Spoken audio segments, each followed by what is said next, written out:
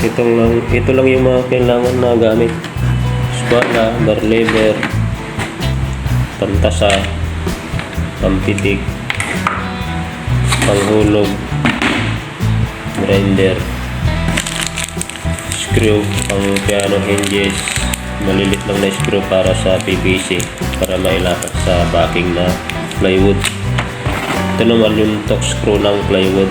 Ito yung unang gagawin pag nailapat yung plywood. Ito ang ilalagay natin para hindi gagalaw yung plywood. Nasa sa inyo na kung gaano karaming ganito lalagay nyo. Mas marami mas maganda. Pwede rin daw yung grip nail para sa plywood. Tapos ito para mas mabilis.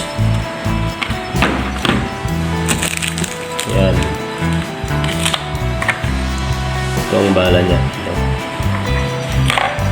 Tapos lagyan din natin ng silicone yung likod ng plywood, tapos yung ilalagay natin na PVC. Yan. Makikita niyo mamaya. Ngayon papakita ko yung mga ginamit namin na simple lang, malilit na screw pang bisagra ng piano hinges. Yung screw niya, yun ang ginamit namin dito. 2048.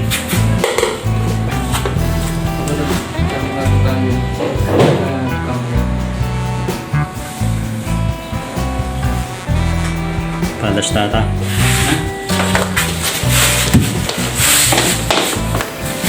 Teman baka pwede mo sa Gano'y prat lang. Ito lang. Pangit lang. Sakto lang siguro ata. Hindi pa nagtamas mo.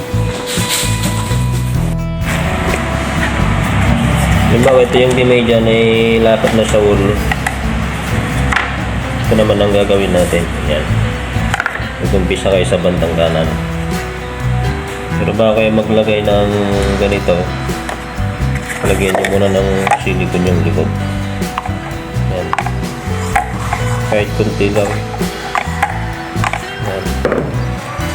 Pag nalagyan ng silicone, lapat, screw. Ganito lang kalit na screw. Pang piano hinge. Yung screw na to. Yan. Kahit kada 30 cm ang layo niya o 40 cm.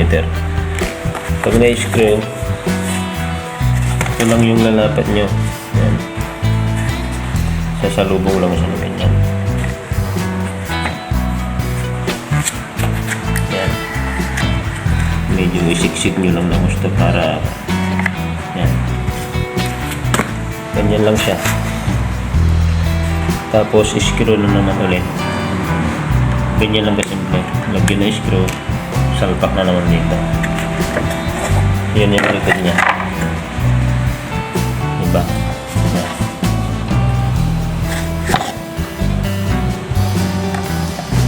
Subukan nyo para malaman nyo.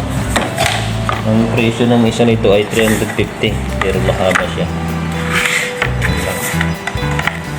Salpak-salpak lang yan.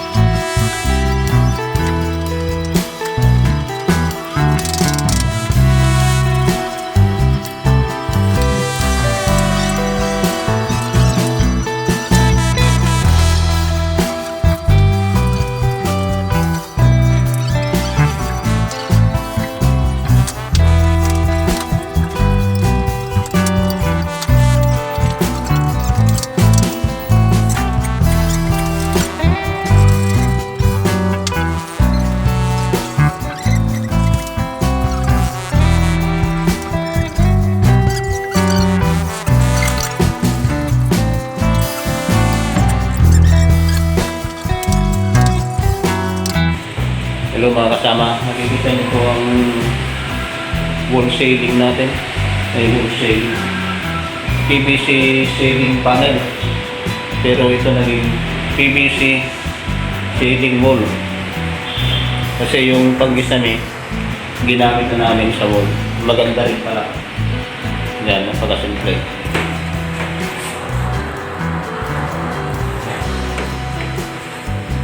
Bali, ilang piraso? 1, 2, 3, 4, 5, 6. Ilang piraso lang yan? 12 piraso. 350 ang isa.